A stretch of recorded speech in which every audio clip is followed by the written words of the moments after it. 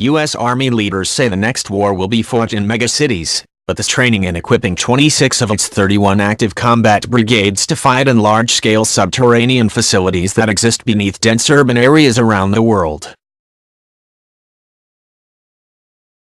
For this new type of warfare, infantry units will need to know how to effectively navigate, communicate, breach heavy obstacles and attack enemy forces in underground mazes ranging from confined corridors to tunnels as wide as residential streets.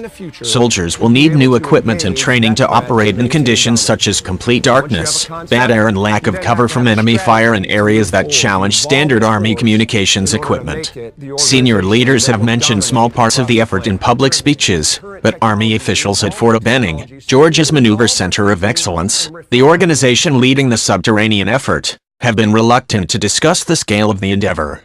We did recognize, in a megacity that has underground facilities, sewers and subways and some of the things we would encounter, we have to look at ourselves and say, okay, how does our current set of equipment and our tactics stack up? Called Townley Hedrick, commandant of the infantry school at the Army's Maneuver Center of Excellence at Fort Benning, Georgia, told military.com in an interview. What are the aspects of megacities that we have paid the least attention to lately? And every megacity has got sewers and subways, and stuff that you can encounter, so let's brush it up a little bit. Left unmentioned were the recent studies the Army has undertaken to shore up this effort. The Army completed a 4-month review last year of its outdated approach to underground combat, and published a new training manual dedicated to this environment. This training circular is published to provide urgently needed guidance to plan and execute training for units operating in subterranean environments, according to TC March 20, 1950 Small Unit Training in Subterranean Environments, published in November 2017. Though prepared through an urgent development process, it is authorized for immediate implementation. The Army has always been aware that it might have to clear and secure underground facilities such as sewers and subway systems beneath densely populated cities. In the past, tactics and procedures were covered in manuals on urban combat such as FM 90101, An Infantryman's Guide to Combat in Built-Up Areas, dated 1993. Before the war in Iraq and Afghanistan, the mission for taking large, underground military complexes was given to Tier 1 Special Operations units such as Army Delta Force and the Navy SEAL Team 6, as well as the Army's 75th Ranger Regiment. But the Pentagon's new focus on preparing to fight peer militaries such as North Korea, Russia and China changed all that. An assessment last year estimates that there are about 10,000 large-scale underground military facilities around the world that were intended to serve as subterranean cities, an Army source, who was not cleared to talk to the press, told military.com. The Army's Asymmetric Warfare Group, an outfit often tasked with looking ahead to identify future threats, told U.S. military leaders that Special Operations Forces will not be able to deal with the subterranean problem alone and that large numbers of conventional forces must be trained and equipped to fight underground, the source said. The endeavor became an urgent priority because more than 4,800 of these underground facilities are located in North Korea, the source said. Relations now seem to be warming between Washington and Pyongyang after the recent meeting between U.S. President Trump and North Korean leader Kim Jong-un. But in addition to its underground nuclear missile facilities, North Korea has the capability to move thousands of troops through deep tunnels beneath the border into South Korea, according to the Army's new subterranean manual. North Korea could accommodate the transfer of 30,000 heavily armed troops per hour, the manual states. North Korea had planned to construct 5 southern exits and the tunnel was designed for both conventional warfare and guerrilla infiltration. Among other things, North Korea built a regimental airbase into a granite mountain. For its part, Russia inherited a vast underground facilities program from the Soviet Union, designed to ensure the survival of government leadership and military command and control in wartime, the manual states.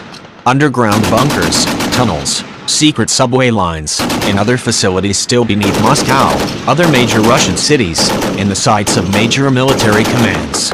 More recently, U.S. and coalition forces operating in Iraq and Syria have had to deal with fighters from the Islamic State of Iraq and Syria operating in tunnel systems.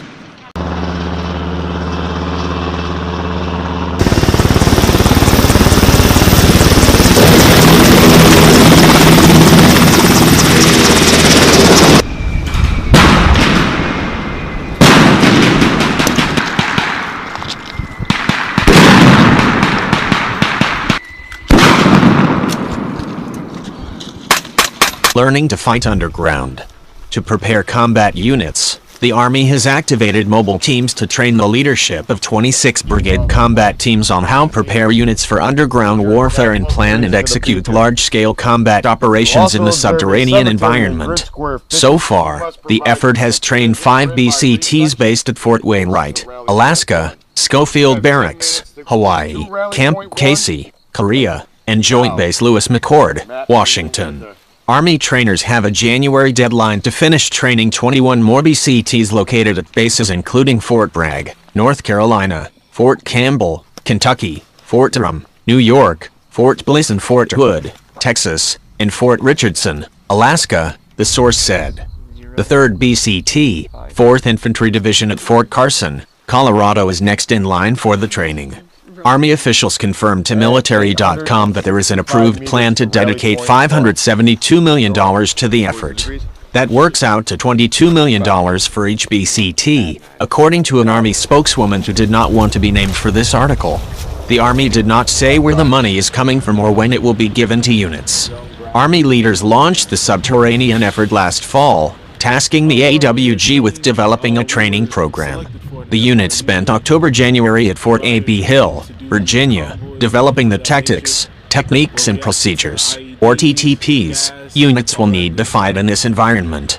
Everything that you can do above ground, you can do below ground. There are just tactics and techniques that are particular, the source said, adding that tactics used in a subterranean space are much like those used in clearing buildings. The principles are exactly the same, but now do it without light. Now do it in a confined space. Now try to breach a door using a thermal cutting torch when you don't have air. 3 training teams focus on heavy breaching, TTPs and planning, and a 3rd to train the brigade leadership on intelligence priorities and how to prepare for brigade-size operations in subterranean facilities. The whole brigade will be learning the operation, the source said. Army combat units train in mock-up towns known as military operations in urban terrain, or MOUT, sites. These training centers often have sewers to deal with rainwater, but are too small to use for realistic training, the source said. The Defense Department has a half-dozen locations that feature subterranean networks.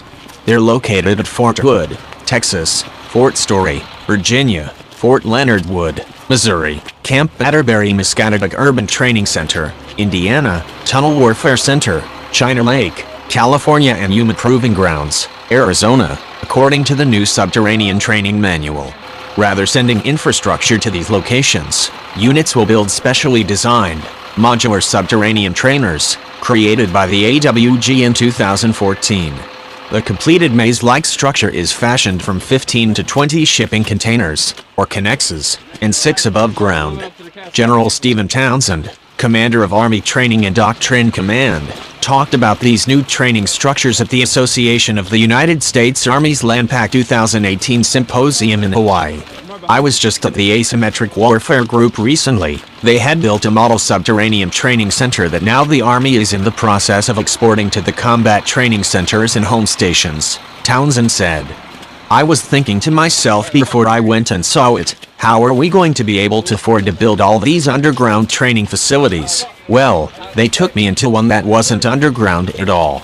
It actually looked like you went underground at the entrance, but the facility was actually built above ground, but you couldn't tell that once you went inside of it. Shipping containers are commonplace around the Army, so units won't have to buy special materials to build the trainers, Hedrick said.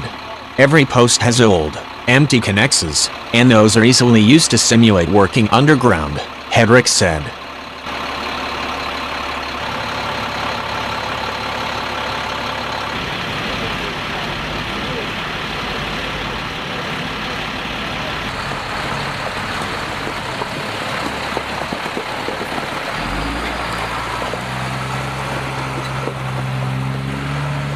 Specialized equipment training is only part of the subterranean operations effort.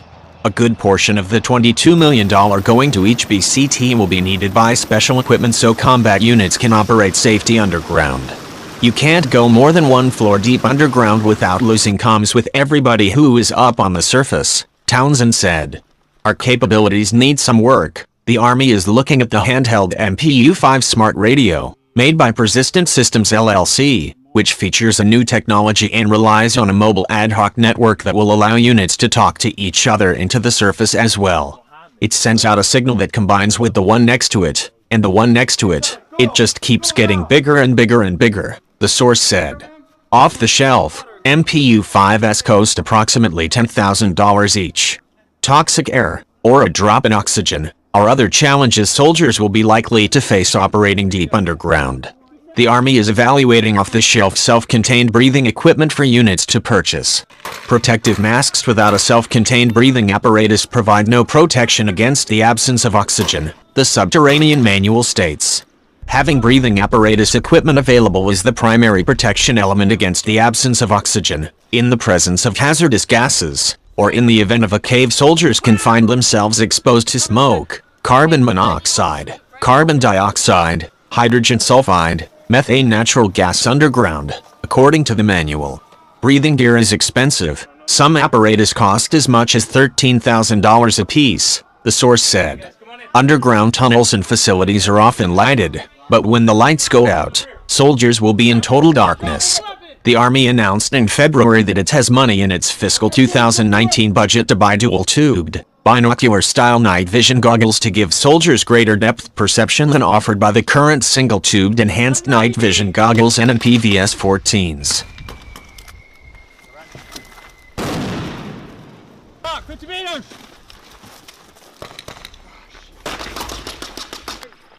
The enhanced night vision goggle uses a traditional infrared image intensifier similar to the PVS-14 along with a thermal camera.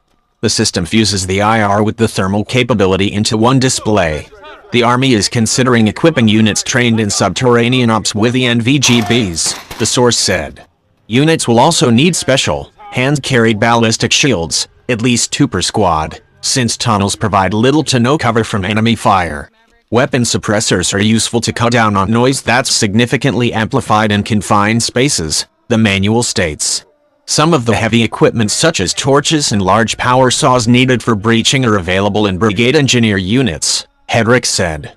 We definitely did put some effort into trying to identify a list of normal equipment that may not work and what equipment that we might have to look at procuring, Hedrick said. Jason Dempsey, an adjunct senior fellow at the Center for New American Security, was skeptical about the scale of the program. Dempsey, a former Army infantry officer with 2 tours in Afghanistan and 1 in Iraq, told military.com that such training wasn't relevant to fights in Iraq and Afghanistan.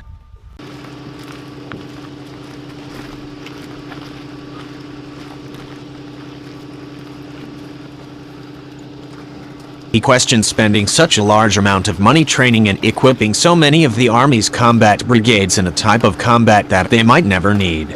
I can totally understand taking every brigade in Korea, Alaska, some of the Hawaii units, any units on tap for first response for something going on in Korea, said Dempsey, who served in the combat units such as the 75th Ranger Regiment, 82nd Airborne Division and the 10th Mountain Division. Conceptually, I don't knock it. The only reason I would question it is if it comes with a giant bill and new buys of a bunch of specialized gear.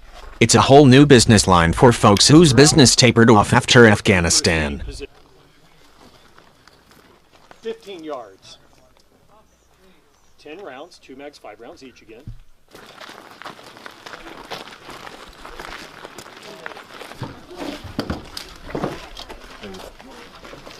Stand the point, the yard line. All right. All the your guys. iPro. Everybody should have iPro at them. 1, 2, 3, and 4. On the top or the bottom? On the top is good. Yeah, on the top. Yeah, we can go down. Yeah, I like that.